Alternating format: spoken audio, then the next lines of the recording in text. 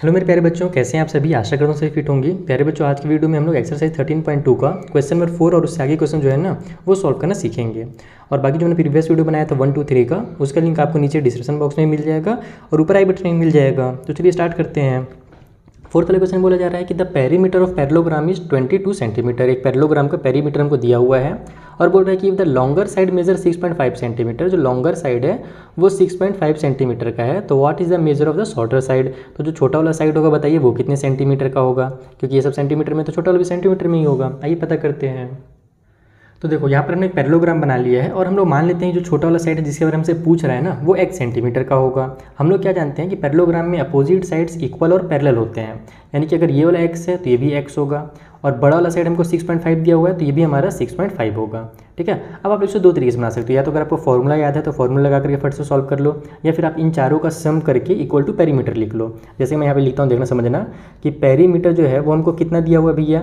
तो पेरीमीटर हमको दिया हुआ है यहाँ पर कितना 22 बोला था ना क्वेश्चन में। हाँ, 22 सेंटीमीटर बोला हुआ है। ओके, पेरीमीटर का फॉर्मूला क्या होता है। पेरीमीटर फॉर्मूला होता है 2 इंटू लेंथ प्लस ब्रेथ। यही पेरीमीटर का फॉर्मूला था किसी भी क्वाड्रिलेटरल में। तो यही अपने को दिया हुआ है 22 सेंटीमीटर। ओके, तो अब यहाँ पर से हमारे पास जो लेंथ है, मान लो कि लंबा वाले इसको लेंथ ले लेते हैं, इसका वैल्यू 6.5 दिया हुआ है और जो ब्रेथ है उसको हमने छोटे वाले को x माना है। 2 को इधर ट्रांसफर कर दो। तो यहाँ पर लेंथ के बदले में मैं लिख देता हूँ यहाँ पर 6.5 और ब्रेथ के बदले में मैं x लिख देता हूँ। 2 को मैं ट्रांसफर कर देता हूँ ताकि एक ही बार मेरा आंसर आ जाए। तो 22 डिवाइड बाई 2 हो जाएगा, क्योंकि यहाँ पर ये 2 जो है मल्टीप्लाई में है तो इधर आके डिवाइड में हो जाएगा। ये कैंसिल होकर मेरा 11 बना लेगा। अब मुझे x की वैल्यू चाहिए, तो इधर तो मेरे पास 11 पहले से है, 6.5 इधर भेजूंगा तो माइनस से 6 पॉइंट हो जाएगा। 11 में से अगर 6 माइनस होता तो 5 आता, लेकिन 0.5 और माइनस हो जा रहा है, यानी कि हमारा 4.5 आ जाएगा। डायरेक्ट एकदम दिमाग में सॉल्व करो। तो x की जो वैल्यू है वो 4.5 सेंटीमीटर है, यानी कि जो हमारा लॉन्गर साइड है वो 6.5 और जो शॉर्टर साइड है वो 4.5 सेंटीमीटर का होगा। तो बहुत ही सिंपल सा क्वेश्चन था, बस आपको इसका बेसिक पता होना चाहिए पेरीमीटर का। चलिए अगला क्वेश्चन बनाते हैं। सो फिफ्थ वाला तो और ज़्यादा इजी क्वेश्चन है। अगर आपने 1 2 3 बनाया है तो फिफ्थ वाला उसके सामने कुछ भी नहीं, बहुत आसान है। इसमें बोल रहा है कि पैरेललोग्राम ABCD है जिसमें एक एंगल हमको D दे दिया है, हमको A और B का वैल्यू निकालना है। तो इसको डायग्राम के थ्रू एकदम तुरंत समझ जाओगे। आइए बताता हूँ। तो देखो हमने पैरेललोग्राम बना लिया जिसमें जो एंगल D है वो कितना है 150 डिग्री का है। हमसे A का और B का वैल्यू पूछ रहा है। तो B का वैल्यू तो आप डायरेक्ट लिख सकते हो कि जो अपोजिट एंगल्स होते हैं वो इक्वल होते हैं। तो B का वैल्यू कितना होगा 135 ही होगा। तो यहाँ पर आप लिखो डायरेक्ट इसको कि angle D is equal to angle number B, और दोनों जो होंगे 135 डिग्री के होंगे। और क्यों होंगे, क्योंकि opposite angles of parallelogram are equal. Opposite angles are equal, मैं शॉर्टकट में लिख दे रहा हूँ, पूरा लिख लेना कि opposite angles of parallelogram are equal. Parallelogram के जो अपोजिट एंगल्स होते हैं वो इक्वल होते हैं। तो B का वैल्यू निकाल के अब A का वैल्यू कैसे निकालें। तो ये एडजेसेंट एंगल है और हम लोग क्या जानते हैं जो एडजेसेंट एंगल होता है उसका सम 180 डिग्री होता है। तो यहाँ पर अब अपन इसको इस तरीके से लिखेंगे कि जो एंगल D है हमारे पास उसमें अगर ऐड कर दिया जाए एंगल A को तो दोनों का जो सम होगा 180 डिग्री होगा। और इसमें भी आप लोग ऐसे लिख सकते हो कि एडजेसेंट एंगल्स, ठीक है, adjacent angles of a parallelogram are supplementary, ऐसे करके आप डिटेल में लिख लेना। तो यहाँ पर से अपने को एंगल D का वैल्यू पता है, इसका वैल्यू 135 पुट कर लेते हैं, प्लस में एंगल A हो जाएगा, इक्वल टू साइड में 180 है। तो एंगल A निकालने के लिए अपन 180 में से 135 को ट्रांसफर करेंगे तो माइनस हो जाएगा 135। तो एंगल A का वैल्यू कितना हो जाएगा, यहाँ पर से 45 डिग्री निकल जाएगा। तो बहुत ही सिंपल सा क्वेश्चन था, आई होप आपको समझ में आ गया होगा। चलिए जो अगला क्वेश्चन उससे बनाया जाए। तो देखो अगले क्वेश्चन में क्या बोल रहा है कि एक पैरेललोग्राम में हमारे पास ABCD जो है एक पैरेललोग्राम है जिसमें एंगल A जो है 70 डिग्री का है, हमको B, C और D का वैल्यू निकालना है। तो जैसे यहाँ पर काम किया हो ना सेम वैसे काम करना है। यहाँ पर बस 2 एंगल निकालना था, यहाँ पर तीनों एंगल बता देना है। तो देखो यहाँ पर हमने पैरेललोग्राम बना लिया ABCD जिसमें एंगल A जो है 70 डिग्री का है, तो एंगल C भी 70 होगा, अपोजिट एंगल्स ऑफ पैरेललोग्राम। तो डायरेक्ट पहले उसी को लिख लेते हैं, angle A is equal to angle C equal to 70 degree. क्यों है भैया, तो यहाँ पर भी अपोजिट एंगल्स ऑफ पैरेललोग्राम, ठीक है। तो अब यहाँ पर हमारे पास बचा कौन कौन सा एंगल, ये B और D निकालना। तो ये भी एक निकाल लो, दूसरा निकल जाएगा। जैसे मैं D निकाल देता हूँ, A और D मेरे एडजेसेंट एंगल है। यहाँ पर फिर से लिखो आप लोग, एंगल A प्लस में angle D equal to side में 180 डिग्री हो जाएगा, क्योंकि एडजेसेंट एंगल है और एडजेसेंट एंगल्स पैरेललोग्राम के सप्लीमेंट्री होते हैं। तो यहाँ पर फिर से वही बस शॉर्टकट में लिख देता हूँ एडजेसेंट एंगल्स, ताकि बच्चों को जब मैं नोट्स प्रोवाइड कराऊँ तो उनको पता चल जाए कि ऐसे मैंने क्यों लिखा है। बाकी आप डिटेल में इसको लिख सकते हो एग्जाम में। तो एंगल A का वैल्यू 70 है, प्लस में एंगल D इक्वल टू हो जाएगा हमारे पास 180। तो एंगल D यहाँ से हो जाएगा हमारा 180 माइनस में 70 डिग्री। तो एंगल D इक्वल टू निकल गया हमारे पास 110 डिग्री का। तो D अगर 110 का निकला है तो B भी 110 का होगा। यहाँ पे लिख दो आप लोग, एंगल D जो है वो इक्वल है एंगल B के, तो दोनों हमारे 110 डिग्री के होंगे। और क्यों हो रहे हैं भैया इक्वल, क्योंकि ये भी हमारे अपोजिट एंगल्स हैं, किसके, तो एक पैरेललोग्राम के, और जो कि इक्वल होते हैं। तो ये हमारा क्वेश्चन नंबर 6 भी कंप्लीट होगा। तो बहुत ही सिंपल सिंपल से क्वेश्चन हैं। चलिए जो क्वेश्चन नंबर 7 है जहाँ पर डायग्राम वाले क्वेश्चन दिए हुए हैं हम लोग उन्हें सॉल्व करना सीखते हैं। तो देखो 7th वाले में बोल रहे हैं कि फिगर 13.35 देखिए, ये वाले फिगर की बात किया जा रहा है। ABCD आपको एक पैरेललोग्राम दिख रहा होगा, दिख रहा है भैया, जिसमें हमारा जो एंगल DAB है, तो DAB मतलब कि जो एंगल A है ना उसी को DAB बोला जाता है। बीच में जो भी लेटर है समझ जाना कि उसमें ही एंगल बन रहा होगा। तो DAB इस तरीके से हमारा पूरा आर्म है और यहाँ पर एंगल A में 75 डिग्री का एंगल बन रहा है। साथ ही एक छोटा सा यहाँ पर जो एंगल है वो 60 डिग्री का बन रहा है, जिसका नाम हमको दिया हुआ है DBC। ओके, DBC जो है ना, यहाँ ध्यान रखना कि कंप्लीट एंगल नहीं है ना, जो B में जो पूरा एंगल बनता है यहाँ से यहाँ तक वो नहीं है, हमको आधा दिया हुआ है। एक तरह से आधा हो सकता है, फिर आधा से कम हो सकता है, जैसे बताया नहीं है कि आधा है कि कितना है, बस ये है कि छोटा एंगल यहाँ पर पूरा कंप्लीट नहीं है। हमको बोल रहे हैं कंप्यूट कीजिए CDB। तो CDB कहाँ पर बन रहा है भैया, CDB ये वाला एंगल को कंप्यूट करना है और ADB भी कंप्यूट करना है। तो ADB यानी कि ये वाला एंगल इधर से और इधर से, ये दोनों एंगल को जो D में कंप्लीट हमारा एंगल बन रहा है वो कंप्यूट करना है। बहुत ईजी है, ये समझाता हूँ कैसे होगा कंप्यूट। तो देखो ये हमने डायग्राम बना लिया। हमसे कौन कौन सा एंगल पूछा था, ये वाला एंगल पूछा है और ये वाला एंगल पूछा है। तो अपन सबसे पहले तो इस एंगल को बता देते हैं, क्योंकि ये 60 है तो ये भी 60 होगा। अब बोलोगे कैसे होगा सर, तो देखो हम क्या जानते हैं कि जब कभी भी दो पैरेलल लाइंस होते हैं उसको कोई भी ट्रांसवर्सल अगर कट करता है तो जो हमारा अल्टरनेट इंटीरियर एंगल होता है, जो कि यहाँ पर दिख रहा है और यहाँ पर दिख रहा है, ये दोनों अल्टरनेट इंटीरियर एंगल्स हैं। तो अल्टरनेट इंटीरियर एंगल्स क्या होते हैं, आपस में इक्वल होते हैं। ये आपको मैंने क्लास 7 में ही पढ़ा रखा है। तो अगर आप इस डायग्राम को देखोगे तो ये वाली लाइन और ये लाइन आपको पैरेलल दिखेगी और ये जो है ट्रांसवर्सल का काम कर रहा है ये लाइन। तो यहाँ पर जो एंगल बन रहा है और यहाँ पर जो एंगल बन रहा है, ये एंगल और ये एंगल आपस में इक्वल होंगे। तो इसको आप डायरेक्ट लिखोगे कि हमारा AD is parallel to BC। AD जो है वो BC के पैरेलल है एंड ये वाली जो लाइन BD है, BD इज ट्रांसवर्सल, ये हमारा ट्रांसवर्सल है, ठीक है, ट्रांसवर्सल। तो अब यहाँ पर हमारे पास ये जो एंगल होगा जिसका नाम हमको क्वेश्चन में ADB दिया हुआ था, ये एंगल इक्वल होगा इस वाले एंगल का जिसका नाम DBC दिया हुआ है क्वेश्चन में, और दोनों का जो वैल्यू होगा वो 60 डिग्री होगा। तो एक एंगल तो हमारा 60 डिग्री निकल गया। अब इस एंगल को कैसे निकालना है, तो इसको दो तरीके से आप निकाल सकते हो। दोनों तरीके मैं आपको ओरली समझा देता हूँ। पहला तरीका आप क्या कर सकते हो कि एंगल A और एंगल C हमारे अपोजिट एंगल्स हैं, यानी कि ये वाला एंगल और ये एंगल हमारे क्या होंगे, आपस में इक्वल होंगे। ये भी 75 का होगा, ये भी 75 का होगा। तो अब अपने को ये एंगल मिल गया, ये एंगल मिल गया। इस एंगल को निकालने के लिए आप इसको एक ट्रायंगल का यूज़ कर सकते हो। पहला ये तरीका है। दूसरा तरीका क्या कर सकते हो कि हमारा यहाँ पे जो कंप्लीट एंगल बन रहा है और ये जो कंप्लीट एंगल है, इन दोनों का सम 180 डिग्री होता है। तो हम लोग क्या करेंगे, इस एंगल को, इस एंगल को और इस एंगल को, तीनों का सम कर देंगे 180 डिग्री हो। मैं इसी मेथड से बना देता हूँ। बाकी आपको मैंने दूसरा मेथड तो समझा ही दिया, आप ट्रायंगल का यूज़ करके बना सकते हो। मैं 180 यूज़ करके बनाता हूँ। मैं ऐसे लिखूँगा कि हमारा जो एंगल ये वाला है जिसका नाम हमको DAB दिया हुआ है क्वेश्चन में, उसमें अगर मैं ऐड कर दूँ ये वाला एंगल जो भी हमने निकाला जिसका नाम AD और B था, है ना, या फिर इसके बदले में मैं ADB के बदले में ना मैं डायरेक्ट पूरा इसका नाम, पूरा कंप्लीट नाम लिखता हूँ, ADC लिखता हूँ यहाँ पर। ओके, AD और इसको मैं C बना देता हूँ। तो दोनों का जो सम निकलेगा वो 180 डिग्री निकलेगा। क्यों निकल रहा है, क्योंकि हमारे एडजेसेंट एंगल हैं। Okay, adjacent angle are supplementary of parallelogram. तो एडजेसेंट एंगल शॉर्टकट में लिख देता हूँ यहाँ पर। तो अब ADC जो मेरा कंप्लीट एंगल है उसके दो पार्ट्स हैं, तो अब इसके बदले में दो पार्ट्स को लिख देता हूँ। DAB के बदले फिलहाल DAB रहने देता हूँ, पहले पार्ट्स को लिख लेता हूँ। तो इसके बदले में मैं लिखता हूँ पहले ADB, एंगल ADB, और इधर वाले के बदले में लिख देता हूँ मैं CDB, ठीक है, एंगल CDB। तो ये हो जाएगा इक्वल टू 180। अब देखो इसका वैल्यू मेरे को पता ही है 75 डिग्री है, इसका वैल्यू हमने अभी निकाल ही लिया 60 डिग्री पहले ही। अच्छा, यहाँ पर आप लोग लिखना भी मत भूलिएगा एग्जाम में कि ये हमारा इक्वल क्यों है, क्योंकि अपोजिट एंगल्स, या फिर इसको अपोजिट एंगल्स नहीं लिखना, इसको आप लोग इस तरीके से लिख सकते हो कि हमारा अल्टरनेट इंटीरियर एंगल्स है ये, और ये जो है हमारे अल्टरनेट इंटीरियर एंगल्स हैं। तो यहाँ पर आप लोग लिखोगे alternate interior angles. Are equal वगैरह लिखने की जरूरत नहीं है, बस इतना ही लिख दोगे तो टीचर समझ जाएगा कि बच्चे ने कौन सा यहाँ पर थ्योरम लगाया है। ठीक है, तो अब मैं क्या बता रहा था आपको, हाँ इसका वैल्यू हमने पुट कर दिया। हमको तो CDB का वैल्यू चाहिए। क्वेश्चन में इस एंगल का नाम CDB रखा था ना, क्या रखा था भैया, कहाँ गया क्वेश्चन नंबर, हाँ फाइंड ADB। एक सेकेंड, ADB और CDB, हाँ तो CDB रखा हुआ इस वाले एंगल का नाम, तो हम लोग CDB ही लिखते हैं। इक्वल के उस साइड में 180 हो जाएगा। इन दोनों को ऐड करके तो डायरेक्ट ट्रांसफर कर दो, तो एंगल CDB इक्वल टू हो जाएगा हमारे पास 180।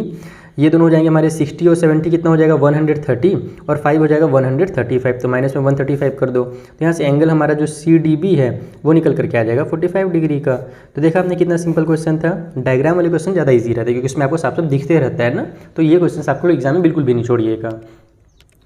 सो 8th वाले में क्या बोल रहा है कि अब 13.36 देखिए, चलो देख लिए। हमको इसमें बोल रहा है कि ABCD जो है एक पैरेललोग्राम है जिसमें एंगल ये 60 डिग्री का है। यहाँ पर जो छोटा एंगल बन रहा है ये 60 डिग्री का है ना, कंप्लीट एंगल ये 60 डिग्री का नहीं है, इसको गलत लिखा है क्वेश्चन में। इसको अगर लिखना ही था एंगल ये, तो ये क्या करता, पूरा इसको लिखता PAB लिखता, ताकि बच्चे कंफ्यूज नहीं होते, नहीं तो बच्चे कंफ्यूज हो जाएंगे, एंगल ए तो पूरा बन रहा है। चलो कोई बात नहीं, मैं आपको समझाई दिया। आगे देखते हैं, if the bisector of angle A and angle B meet at P, यानी कि जो एंगल ए का बाइसेक्टर है और एंगल बी का बाइसेक्टर है, ये दोनों कहाँ पर जाकर मिल रहे हैं? P पर मिल रहे हैं। तो प्रूव कीजिए जो AD है वो इक्वल है DP का। AD कौन सा साइड? ये वाला, और DP कौन सा साइड? ये वाला साइड। ये दोनों साइड्स को अपने को आपस में इक्वल प्रूव करना है। ओके, उसके अलावा PC और BC को इक्वल प्रूव करना है। तो PC कौन सा? ये वाला साइड, और BC कौन सा भैया? तो ये वाला साइड। ये और ये साइड को आपस में इक्वल प्रूव करना है। साथ ही DC जो है वो 2AD के बराबर है। तो DC यानी कि यहाँ से यहाँ तक, और ये हो जाएगा 2AD यानी कि AD का डबल। तो हम लोग को इन चीज़ों को आपस में प्रूव करना है। अच्छा, एक चीज़ ध्यान देना है कि एंगल ए हमको 60 डिग्री दिया था ना, तो मेरे को लगता है डायग्राम ही गलत बनाया हुआ है। एंगल ए यानी कि कंप्लीट एंगल ए जो है ना, यहाँ से यहाँ तक, ये हमारा पूरा 60 डिग्री का है। समझ में आया? वो बस छोटा सा वहाँ पे गलती से कर दिया था। और उसके बाद हमारे पास जो एंगल ए का बाइसेक्टर है ना, वो इस तरीके से लेकर गया है, और एंगल बी का ये बाइसेक्टर वाला लाइन है। ओके, तो अब अपन इसको कैसे सॉल्व करेंगे ये समझाता हूँ कॉपी में। तो देखो यहाँ पर हमने डायग्राम बना लिया है। साथ ही हमने एक अच्छा काम ये कर लिया कि हमने सारे जो एंगल्स हैं उनका नंबर दे दिया है, क्योंकि अगर मैं यहाँ पर नाम लिखते जाऊँगा ना तो मेरा जुबान भी लड़खड़ा जाएगा और आपका दिमाग भी खराब हो जाएगा, तुम कंफ्यूज हो जाओगे। मैं बार बार बोलूँगा DPBA है ना, फिर हमारे पास PCB, फिर BPA, मतलब इतने सारे एंगल्स बने हुए हैं कि अगर मैं उनका नाम लिखूँ तो सच में दिमाग खराब हो जाएगा आपका, और मेरा भी दिमाग खराब हो जाएगा। इसीलिए आप लोग भी जब एग्जाम में बनाओगे तो ऐसे नंबरिंग कर देना, तो उससे टीचर को बहुत सहूलियत होता है चेक करने में, और आपको सॉल्व करने में भी बहुत मजा आएगा। जैसे देखो मैं आपको सॉल्व करना सिखाता हूँ। सबसे पहले तो अपने को दिया हुआ था कंप्लीट एंगल ए जो है यहाँ पर हमारा वो 60 डिग्री का दिया हुआ था। ठीक है, तो हमारा जो एंगल ए होगा यहाँ पर, जो पूरा पूरा एंगल ए बना हुआ है, उसका यूज़ करके हम लोग पूरा पूरा जो एंगल बी है वो निकाल सकते हैं आराम से, और उसी तरीके से एंगल डी भी निकाल सकते हैं, एंगल सी भी निकाल सकते हैं। कैसे निकालेंगे? तो हम लोग लिखेंगे कि एंगल ए जो है वो हमारा 60 डिग्री का है। ओके, तो हम लोग क्या जानते हैं, एंगल ए और एंगल बी जो है हमारे पास, इन दोनों का सम 180 डिग्री होगा, क्योंकि दोनों कंप्लीट जो एंगल हमारे एडजेसेंट एंगल है, यहाँ पर आप लिख भी देना ये हमारे एडजेसेंट एंगल हैं, इसीलिए दोनों का जो सम हो रहा है वो 180 डिग्री हो रहा है। तो यहाँ से जो एंगल बी है वो हो जाएगा 180 माइनस में एंगल ए, क्योंकि इधर से जाकर ये माइनस में हो जाएगा, तो एंगल ए का वैल्यू 60 है, तो यहाँ पर 60 लिख दो। तो एंगल बी का जो वैल्यू है ना वो यहाँ से 120 डिग्री निकल जाएगा। और साथ ही साथ जो हमारा एंगल बी है और एंगल डी है, ये दोनों अपोजिट एंगल्स हैं, तो इन दोनों का जो वैल्यू होगा 120 डिग्री होगा। तो यहाँ पर हम लोग इसको भी बता देंगे कि इक्वल क्यों है, क्योंकि ये अपोजिट एंगल्स हैं पैरेललोग्राम के। तो अभी फिलहाल हम लोग इतने ही में इसको छोड़ते हैं। अब हम लोग को मेन क्या करना था चीज़ों को प्रूफ, वो मैं आपको बताता हूँ लिख करके। तो देखो यहाँ पर हमने चीज़ों को लिख लिया कि हमको क्या क्या इक्वल दिखाना है, क्योंकि हमको जब पता रहेगा ना कि किस चीज़ों को हमको लेकर क्या आना है तो हम लोग उसी हिसाब से बनाएंगे। तो सबसे पहले अपने को AD और DP को इक्वल दिखाना है। AD कहाँ पर बना हुआ है? AD ये वाला साइड है, DP ये वाला साइड है। तो अगर मुझे ये दोनों साइड्स को आपस में इक्वल करना है तो मुझे क्या करना पड़ेगा, इस ट्रायंगल के अंदर इसके अपोजिट में जो एंगल नंबर 2 बना हुआ है और इस वाला साइड के अपोजिट में जो एंगल नंबर 5 बना हुआ है, इन दोनों को इक्वल प्रूव करना पड़ेगा। अगर 2 और 5 को मैं इक्वल प्रूव कर देता हूँ तो अपोजिट के जो साइड्स होंगे वो ऑटोमेटिकली इक्वल प्रूव हो जाएंगे। अकॉर्डिंग टू हमारा जो थ्योरम है ट्रायंगल में, क्या कहता है वो थ्योरम, कि अगर हमारे दो एंगल्स इक्वल हैं तो उनके अपोजिट में बनने वाले साइड्स इक्वल होंगे, और उसी का कन्वर्स भी होता है कि दो साइड्स अगर इक्वल हैं तो उनके अपोजिट में बनने वाले जो एंगल्स हैं वो भी इक्वल होंगे। ठीक है, तो हम लोग को यही काम करना है, 2 और 5 को इक्वल लाना है। अब कैसे लेंगे वो समझना। हम लोग लिखेंगे कि जो AP है, AP इज बाइसेक्टर। AP जो है वो बाइसेक्टर था, हमको क्वेश्चन में बोला गया था। उसी तरीके से PB भी जो है बाइसेक्टर है, and PB is also bisector. ये दोनों हमको बाइसेक्टर दिए हुए थे, इसलिए हमारा जो एंगल 5 और 6 होगा वो क्या होगा, इक्वल होगा। बाइसेक्टर मतलब क्या होता है, आधा आधा दो पार्ट में डिवाइड करना।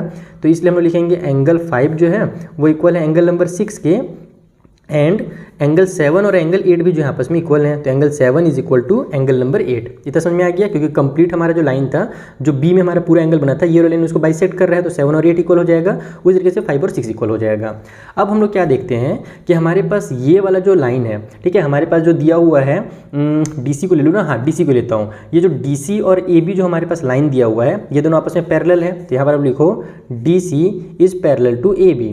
और हमारा जो ट्रांसवर्सल है वो कौन सा काम कर रहा है भैया यहाँ पर, तो ये वाली जो लाइन AP है वो क्या कर रही है, ट्रांसवर्सल का काम कर रही है। तो AP इज ट्रांसवर्सल, ट्रांसवर्सल। ठीक है, तो इस तरीके से हमारे पास अगर ध्यान दिया जाए तो अगर ये ट्रांसवर्सल का काम कर रहा है तो एंगल नंबर 2 जो है वो हमारा अंदर में बन रहा है, और एंगल 6 हमारा अंदर में अपोजिट साइड में बन रहा है। तो ये दोनों क्या होंगे, आपस में अल्टरनेट इंटीरियर एंगल्स होंगे, और 2 और 6 क्या हो जाएंगे, आपस में इक्वल हो जाएंगे। तो हमारा एंगल नंबर 2 जो होगा वो इक्वल होगा एंगल नंबर 6 से, क्योंकि दोनों आपस में अल्टरनेट इंटीरियर एंगल्स हैं, ठीक है। तो अगर आपस में अल्टरनेट इंटीरियर एंगल्स और आपस में अगर ये दोनों इक्वल हैं तो हमने क्या देखा था कि 5 और 6 भी इक्वल है और 2 और 6 भी इक्वल है। तो इसको आप लोग इक्वेशन नंबर 1 मान सकते हो। तो यहाँ पर हम लोग क्या कर सकते हैं, इक्वेशन 1 से 2 के बदले में एंगल नंबर 5 लिख सकते हैं। तो यहाँ पर आप लिखोगे एंगल नंबर, डायरेक्ट लिख दो आप लोग, एंगल नंबर 5 जो होगा वो भी इक्वल होगा हमारे एंगल नंबर 2 के, है ना। या फिर हम लोग किसको किसको लेना था, 2 और 5 ही को लेना था ना, हाँ। तो एंगल नंबर 2 के इक्वल हो जाएगा। और ये हमको कैसे पता चला कि ये दोनों आपस में इक्वल हैं, तो हमने इक्वेशन 1 का यूज़ किया। तो यहाँ पर आप लिख सकते हो फ्रॉम इक्वेशन नंबर 1। समझ में आया ना क्या किया मैंने। देखो इक्वेशन 1 से हमको ये पता था कि 5 और 6 आपस में इक्वल हैं, और इक्वेशन ये वाला जो हमने भी बनाया इसमें हमने देखा कि 6 और 2 भी इक्वल हैं। तो दोनों 6 के इक्वल हैं, यानी कि ये दोनों भी आपस में इक्वल होंगे। तो हमने लिख दिया कि एंगल 5 और एंगल 2 आपस में इक्वल हो जाएंगे, और यही तो हमको लाना था, एंगल 5 और एंगल 2 को इक्वल लाना था। अब ये दोनों इक्वल हो गए तो ये दोनों साइड ऑटोमेटिकली इक्वल हो जाएंगे। तो यहाँ पर आप लिख दो कि इसीलिए हमारा जो साइड AD होगा वो इक्वल होगा साइड DP के, क्योंकि हमारे ये कैसे साइड्स हैं, तो opposite sides of equal angles are equal, ठीक है। जो अपोजिट साइड्स होते हैं इक्वल एंगल्स के वो हमेशा इक्वल होते हैं, इसीलिए ये दोनों साइड इक्वल होंगे। तो ये भी हमने पहला चीज़ प्रूव किया है। अब दूसरा चीज़ हमको क्या प्रूव करना है, तो दूसरा में हमको प्रूव करना है PC इक्वल टू BC। अब देखते हैं PC कहाँ पर बना हुआ है भैया, तो PC यहाँ पर बना हुआ है, BC यहाँ पर बना हुआ है, ये दोनों का आपस में इक्वल प्रूव करना है। तो फिर से वही काम करेंगे हम लोग, एंगल 8 को और एंगल नंबर 3 को इक्वल प्रूव कर देंगे। चलो मैं दूसरे पेज में कर देता हूँ, यहाँ पे जगह नहीं है। तो जैसे हमने पिछले वाले को किया था इक्वल प्रूफ, वैसे ही करेंगे हम लोग। पहले तो बताएंगे कि 7 और 8 आपस में इक्वल है। वैसे तो मैं पिछले वाले पेज में लिख चुका हूँ, फिर से मैं लिख देता हूँ कि एंगल 7 जो है वो इक्वल है एंगल नंबर 8 के। इसको आप लोग इक्वेशन नंबर 2 मान सकते हो। जहाँ पर मैंने पहले लिखा था ना एंगल 8 इक्वल टू एंगल 7, वहाँ पर आप इक्वेशन नंबर 2 लिख देना। ओके, दोबारा फिर आपको लिखना नहीं पड़ेगा, वो मैं पेज चेंज किया हूँ तो मैं चाहता हूँ दोबारा से लिख दूँ ताकि आपको साफ साफ समझ में आ जाए। साथ ही साथ अगर अपन फिर से इस DC को और AB को पैरेलल लेते हैं और ये वाले को इस बार ट्रांसवर्सल का काम करवाते हैं, फिर से हम लोग लिखेंगे कि DC is parallel to AB and जो PB है वो इस बार ट्रांसवर्सल है, तो इज ट्रांसवर्सल। तो अगर इस कंडीशन में हम लोग देखा जाए तो हमारे पास जो एंगल नंबर 3 बन रहा है यहाँ पर और एंगल नंबर 7 यहाँ पर बन रहा है, ये दोनों आपस में इक्वल हो जाएंगे। अल्टरनेट इंटीरियर एंगल्स हैं ये दोनों। तो angle number 3 is equal to angle number 7। क्यों इक्वल हुए, क्योंकि हमारे अल्टरनेट इंटीरियर एंगल्स हैं, ठीक है। तो अब यहाँ से हम लोग देखते हैं कि 7 और 8 इक्वल था, 3 और 7 भी इक्वल है। इसका मतलब 3 और 8 भी क्या होगा, आपस में इक्वल होगा। तो यहाँ पे आप लिख दो एंगल 3 जो होगा वो इक्वल होगा एंगल नंबर 8 के, और यहाँ पर लिख दो आप लोग फ्रॉम इक्वेशन नंबर 2। ये हमको कैसे पता चला कि ये 8 की इक्वल होगा, तो इक्वेशन नंबर 2 से पता चला। तो फिर से यहाँ पर देखो हमारा 3 और 8 इक्वल हो गया ना, तो 3 और 8 अगर इक्वल है तो ये दोनों साइड्स भी इक्वल हो जाएंगे। यहाँ पर लिख दो आप लोग फिर से कि इसलिए हमारा जो PC है वो इक्वल हो जाएगा BC के, क्योंकि हमारे फिर से अपोजिट साइड्स हैं ये इक्वल एंगल्स के। तो opposite sides of equal angles, ठीक है, इक्वल एंगल्स, ये कंप्लीट हो गया। अब हम लोग को क्या बोला था भैया, लास्ट में क्या प्रूव करने के लिए बोला था कि जो DC है वो इक्वल है 2AD का, ये अपने को यहाँ पर प्रूव करने के लिए बोला है। तो अब ये कैसे प्रूव करेंगे वो भी समझ लो, फटाफट ये भी हो जाएगा। सबसे पहले अपन लेते हैं DC को, कि अगर मुझे ये DC निकालना हो, नाउ ये हमारा दूसरा प्रूव हुआ है ना, इसको बॉक्स में क्लोज कर दो, टीचर को चेक करने में आसानी होगा। नाउ अब हमारे पास जो DC है अगर मैं उसको निकालना चाहूँ तो हम लोग क्या जानते हैं कि DC जो है उसके दो पार्ट्स हैं, एक तो DP है और एक हमारा PC है। तो मैं इसको DC को मैं ऐसे लिख सकता हूँ ना कि ये DP को और PC को प्लस करने पर मेरा DC निकलेगा, इन दोनों को ऐड करूँगा तो मेरा DC निकलेगा, ठीक है। अब हम लोग ने क्या देखा कि ये जो हमारा ये वाला पार्ट था DP जो पार्ट था वो AD के इक्वल है, हमने पहले ही प्रूव कर रखा है। तो इसके बदले हम लोग क्या करेंगे, AD लिखेंगे। तो DC equal to AD, DP के बदले में मैंने क्या किया, AD लिख दिया, क्योंकि हमने अभी पहले ही प्रूफ किया ना बक्से में, पहला वाला क्वेश्चन में हमने क्या प्रूफ किया था, DP equal to AD proof किया था। उसी तरीके से PC के बदले में हमने अभी BC प्रूफ किया है, PC और BC को आपस में इक्वल प्रूफ किया, तो PC के बदले में हम लोग BC प्रूफ कर देंगे। यहाँ पर आप लोग ब्रैकेट में लिख दोगे प्रूव्ड एबव, हमने ऊपर में भी यहाँ पर इसको प्रूव किया हुआ था इन दोनों के बदले में, तो हमने इन दोनों के बदले में ये लिख लिया। अब हम क्या जानते हैं भैया कि हमारा जो AD होगा और ये जो BC होगा ये दोनों आपस में इक्वल होंगे, क्योंकि हमारे पास ABCD जो था एक पैरेललोग्राम था जिसके अपोजिट साइड्स क्या होते हैं, आपस में इक्वल होते हैं। तो हम लोग BC के बदले में भी क्या लिख देंगे, यहाँ पर AD लिख देंगे। तो यहाँ से हमारे पास DC जो होगा ऑटोमेटिकली 2AD हो जाएगा। बस ये तो अपने को प्रूव करना था। तो इस तरीके से आपको इस क्वेश्चन को सॉल्व करना है। कितना आसान क्वेश्चन था, आई होप आपको समझ में आ गया होगा। बस यहाँ ये चीज़ यहाँ पर छूट के लिखना, इसको आप लिख सकते हो कि opposite sides of parallelogram are equal, इसलिए हमने यहाँ पर BC के बदले में AD लिख दिया है, क्योंकि उसके अपोजिट में कौन सा, AD ही है। तो ये हो गया हमारा क्वेश्चन नंबर 8 भी कंप्लीट। एक लास्ट क्वेश्चन बचा हुआ, चलिए उसे सॉल्व करते हैं। बाकी अगर आपको वीडियो पसंद आ रहा हो तो अपने फ्रेंड्स के साथ शेयर करना बिल्कुल ना भूलिएगा, ताकि मुझे भी थोड़ा सा मोटिवेशन मिल सके और सपोर्ट मिल सके। सो 9th वाले क्वेश्चन बोल रहा है कि जो लास्ट आपको फिगर दिख रहा होगा 13.37, इसमें ABCD जो है पैरेललोग्राम है, उसके बाद बोल रहा है कि ई जो है वो midpoint of side B C, ये जो साइड बी सी है ना इसका मिड पॉइंट यहाँ पर ई बना हुआ है। If D E and A B when produce meet at F, यानी कि जो डी से लेकर के ई तक एक लाइन अगर अपन बनाएं और उसको प्रोड्यूस करें और ए बी को प्रोड्यूस करें तो वो दोनों जा करके एफ में मिलते हैं। तो आपको ये प्रूव करना है कि ए एफ जो होगा यानी कि यहाँ से यहाँ तक की जो दूरी होगी वो इक्वल होगी टू ए बी के, वो ए बी का डबल होगा। ए एफ जो है वो ए बी का डबल है, अपने को यही प्रूव करना है। कैसे प्रूव करेंगे ये समझते हैं। तो देखो यहाँ पर हमने डायग्राम बना लिया है। अब हम लोग को जो प्रूव करना है मैं वो लिख लेता हूँ ताकि आपको क्लियर रहे कि आपको लेकर के क्या आना है। तो हमको लेकर के आना है A F equal to 2ab, ठीक है, यानी ए एफ जो है वो 2ab के बराबर है। तो अब ये जो हमारे पास यहाँ से यहाँ तक जो साइड है ना इसको भी अपने को ए बी के बराबर प्रूव करना पड़ेगा। ए एफ यानी कि यहाँ से यहाँ तक टोटल हो रहा है, ये मेरा ए बी है। अगर मैं इसको भी ए बी बना दूँ यानी कि बी से लेकर के एफ तक की जो दूरी है, फेसबुक जो हमारे पास दिख रहा है यहाँ से यहाँ तक भी अगर मैं इसको भी ए बी प्रूव कर दूँ इक्वल है ए बी के, तो क्या होगा फिर हमारे पास ए बी और ए बी मिल करके 2ab बन जाएगा। तो मेन वही काम करना है। अब कैसे करेंगे वो समझो। तो सबसे पहले आप लोग ध्यान दो कि हमारे पास डी सी और ए बी पैरेलल थे क्योंकि पैरेललोग्राम है और ए बी को ही आगे बढ़ाया गया है। तो ये भी जो मेरा ए एफ जो लाइन बना है ये कंप्लीट लाइन सीधा गया है। तो डी सी और ए बी अगर पैरेलल थे तो डी सी और ए एफ भी पैरेलल होंगे। तो यहाँ पर आप लिखो D C is parallel to A F, ठीक है। और अगर ये दोनों पैरेलल है, देखो इस तरीके से मैं बनाता हूँ पैरेलल, यहाँ पर ये जो मेरा सी बी है वो क्या कर रहा है, ट्रांसवर्सल का एक तरह से काम कर रहा है, ओके।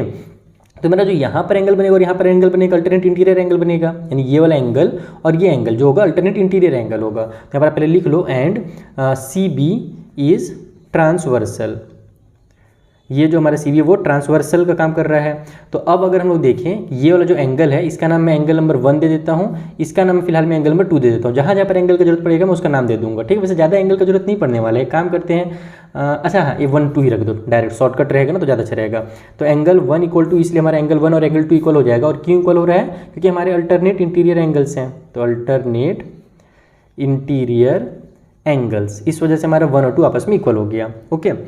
अब यहाँ पर हम लोग क्या करेंगे, अब हम लोग पकड़ेंगे ट्रायंगल को। कौन से ट्रायंगल को पकड़ा जाए भैया, तो डी सी ई को पकड़ेंगे। यहाँ पर लिखो in triangle D C E and नीचे जो हमारा ट्रायंगल बन रहा है जिसका नाम बी एफ ई रख सकते हो आप लोग, तो ट्रायंगल बी एफ ई, इन दोनों ट्रायंगल में एंगल 1 और एंगल 2 हमारे आपस में इक्वल हो ही गया ऑटोमेटिक। तो यहाँ पर आप लिखो angle 1 equal to angle number 2 और ये हमने अभी प्रूव किया, तो यहाँ पर आप लिख दो प्रूव्ड। उसके बाद हमारे पास ये वाला जो एंगल है और ये जो एंगल है ये दोनों वर्टिकली अपोजिट एंगल्स हैं और वर्टिकली अपोजिट एंगल्स हमेशा इक्वल ही होते हैं। तो इसका नाम एंगल 3 रख दो और इसका नाम एंगल नंबर 4 रख दो। यहाँ लिखो आप लोग angle number 3 is equal to angle number 4। और ये दोनों आपस इक्वल क्यों हैं, क्योंकि वर्टिकली अपोजिट एंगल्स हैं। तो वर्टिकली अपोजिट एंगल्स। अब अपन क्या करने वाले हैं, हमारा ई जो था वो मिड पॉइंट था, तो हम यहाँ पे लिखेंगे E is midpoint, question में दिया हुआ था ना मिड पॉइंट, तो E is midpoint of B C, यानी ये जो साइड बी सी है उसका ई मिड पॉइंट है। इसका मतलब क्या हुआ कि मिड पॉइंट मतलब कि सी से लेकर के ई तक की दूरी और बी से ई तक की दूरी बराबर होगी। यानी कि हम इसको ऐसे लिख सकते हैं जो मेरा सी ई होगा वो इक्वल होगा बी ई के, ठीक है। और ये क्यों इक्वल हुआ, क्योंकि ई जो हमारा मिड पॉइंट था। तो ये पहला चीज़, ये दूसरा चीज़ और तीसरा चीज़ हमने इक्वल प्रूव कर दिया। और ये क्या क्या हमने इक्वल प्रूव किया है, तो देखो angle side angle, angle side angle, यानी कि एंगल साइड और एंगल वाले रूल से ये दोनों ट्रायंगल आपस में कॉन्ग्रुएंट हो जा रहे हैं। यहाँ पर लिखो कि ट्रायंगल जो हमारा डी सी ई है वो हमारा कॉन्ग्रुएंट हो जाएगा हमारे ट्रायंगल बी एफ ई के। और कौन से रूल से हुआ भैया, तो एंगल साइड और एंगल वाले रूल से कॉन्ग्रुएंट हुआ है। तो जब कभी भी दो ट्रायंगल कॉन्ग्रुएंट होते हैं तो उसके करस्पॉन्डिंग पार्ट आपस में इक्वल होते हैं। इसका मतलब कि इसका जो डी सी होगा और इसका जो ये बी एफ होगा ये दोनों आपस में क्या होंगे, इक्वल होंगे। तो यहाँ पर हम लोग लिखेंगे कि हमारा जो डी सी है वो इक्वल है बी एफ के, और इसको अपन बोलते हैं C P C T, corresponding part of congruent triangle. इस तरीके से आपस में दोनों इक्वल हो गए। अब अगर ये दोनों इक्वल हैं, डी सी और बी एफ अगर इक्वल हैं, तो हम क्या जानते हैं कि डी सी और ए बी तो इक्वल है ना, क्योंकि ए बी सी डी एक पैरेललोग्राम था। तो यहाँ पर हम लिखेंगे कि D C is also equal to A B. और ये इक्वल क्यों हो रहे हैं, कि अपोजिट साइड्स ऑफ पैरेललोग्राम के हैं, ये दोनों अपोजिट साइड हैं पैरेललोग्राम के। अब आप लोग निकालोगे ए एफ का वैल्यू। तो हम लोग क्या जानते हैं कि ए एफ का अगर वैल्यू मुझे निकालना रहे तो मैं ए बी को और इस बी एफ को ऐड करूँगा। तो यहाँ पर लिखेंगे हम लोग ए बी प्लस में बी एफ। अब हम लोग क्या देखें अभी कि जो हमारे पास ए बी था वो डी सी के इक्वल था और बी एफ जो है वो भी डी सी के इक्वल है। तो इसको अगर आप लोग इक्वेशन 1 मानते हो और इसको अगर इक्वेशन नंबर 2 ले लेते हो तो इसका मतलब ये दोनों भी आपस में इक्वल होंगे, यानी कि जो हमारा ए बी होगा वो इक्वल होगा हमारे बी एफ के, ठीक है। ये सब लिख दो फ्रॉम इक्वेशन 1 एंड 2, जो हमारी इक्वेशन 1 और 2 है उससे हमको ये पता चल गया कि ए बी और बी एफ आपस में इक्वल है। इसका मतलब कि बी एफ के बदले में भी मैं क्या लिख सकता हूँ, ए बी लिख सकता हूँ। तो यहाँ पर मैं लिखूंगा ए बी प्लस में ए बी, और यही तो अपने को लेकर के आना था, A F equal to 2ab। तो इस तरीके से आपका ये क्वेश्चन जो है ना कंप्लीटली प्रूफ होगा। तो आई होप ये सारे क्वेश्चन आपको अच्छे से क्लियर हो गए होंगे। हमारा एक्सरसाइज जो 13.2 है यहाँ पर कंप्लीट होता है। जैसे कि मैंने आपको शुरू में ही बताया था कि हमारा 13.1 और 13.3 जो है according to new syllabus deleted है। हमारा केवल 13.2 इस वाले एक्सरसाइज में हमको पढ़ना था, और इसके बाद फिर जो है ना 13.4 और 13.5 जो एक्सरसाइज है उससे कंप्लीट करेंगे। बाकी आप बोलोगे तो बाकी एक्सरसाइजेस की वीडियोस में बना दूंगा, लेकिन पहले इन एक्सरसाइजेस को कंप्लीट करने के बाद। ठीक है, तो बच्चों मिलते हैं नेक्स्ट वीडियो में। तब तक के लिए थैंक यू फॉर वॉचिंग, और वीडियो को जरूर से जरूर शेयर कीजिएगा। Thank you once again.